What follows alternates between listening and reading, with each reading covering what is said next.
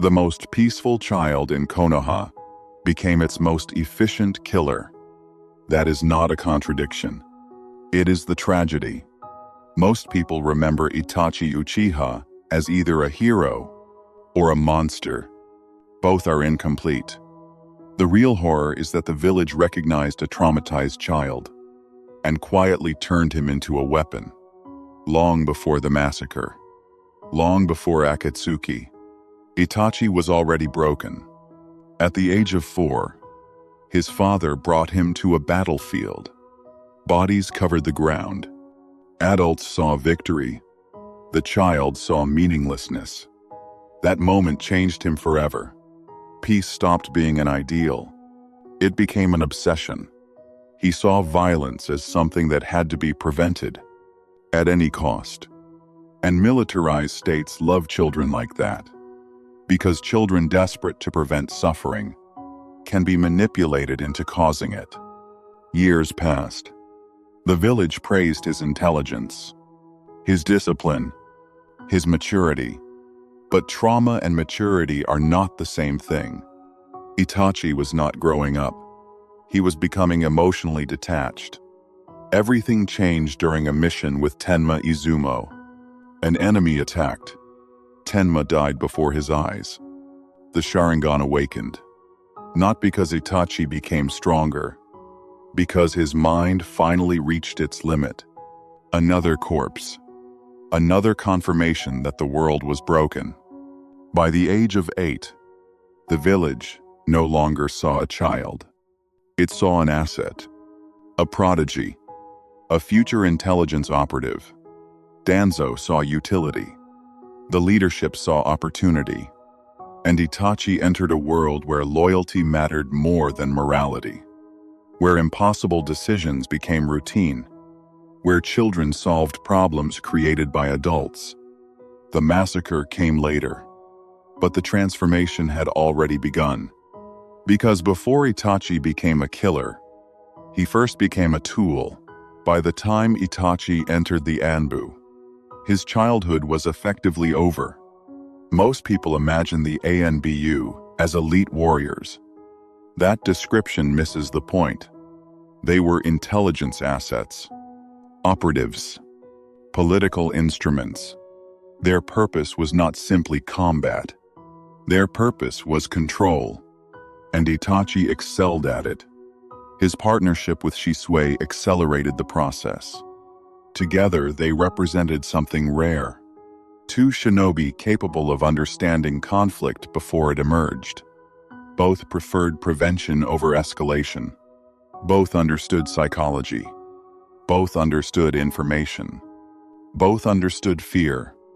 Itachi learned that the fastest way to win a conflict is to convince the enemy that resistance is hopeless. That philosophy eventually became embedded within every aspect of his combat style, especially Tsukuyomi. Most fans remember Tsukuyomi as a powerful illusion. The reality is much darker. Tsukuyomi is not a weapon designed to injure the body. It is a weapon designed to destroy perception itself. Inside the illusion, time becomes meaningless. Seconds become days. Days become years. Pain becomes infinite. The victim loses the ability to distinguish reality from simulation. The body survives. The mind does not. This is not a battlefield weapon. It is psychological annihilation. And the terrifying part is that Itachi used it with clinical precision. Never excessively. Never emotionally. Never recklessly. He applied suffering like a surgeon uses a scalpel. The same mindset appeared throughout his intelligence work. Observation, prediction, manipulation, patience. While others relied on strength, Itachi relied on information. He understood that every person possesses weaknesses: fear, pride, hatred, attachment. Once identified, those weaknesses become predictable, and predictable opponents are already defeated. By adulthood, Itachi had become one of the most effective operatives the village ever produced. But efficiency came with a cost. Every mission pushed him further away from normal human relationships.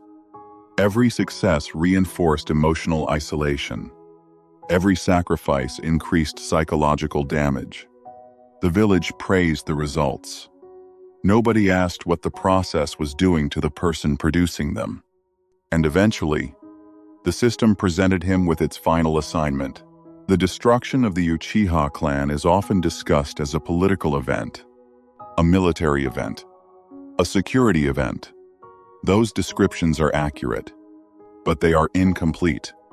At its core, it was a psychological execution. The village feared civil war. The clan feared oppression. Both sides moved toward catastrophe. And standing between them was a teenager. A teenager expected to solve a problem generations had created. There was no good outcome, only different forms of tragedy. The most haunting detail comes from Izumi, the woman who loved him. Before her death, Itachi used Tsukuyomi. Inside a fraction of a second, she experienced an entire lifetime. Years passed. They married. They grew old together. They reached old age. Then the illusion ended, and she died peacefully in his arms. It remains one of the most disturbing moments in the novels. Not because of cruelty, because of mercy. Itachi gave her the life reality refused to provide. Then he destroyed his own. After the massacre, the guilt never disappeared. It evolved. He entered Akatsuki, accepted the role of criminal, accepted hatred, accepted isolation. But none of it functioned as redemption. It functioned as punishment. Every year of his life became self-imposed exile. Every mission became another reminder. Every breath became another sentence. His illness accelerated the process.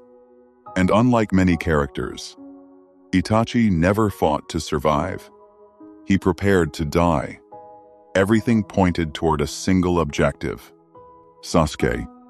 His final plan was not victory. It was succession.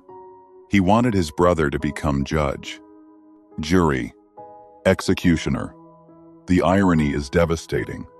The greatest strategist in the series successfully controlled almost every variable: politics, intelligence, battlefields, perception, even his own death. Yet he could never control the one thing that truly mattered: the damage already done. When he finally disappeared, the village survived. The system survived. The cycle survived. But Itachi did not. He lived as a criminal. He died as a traitor, and remained one of the few people who understood exactly how broken the world around him had become. The shadow vanished. The tragedy remained.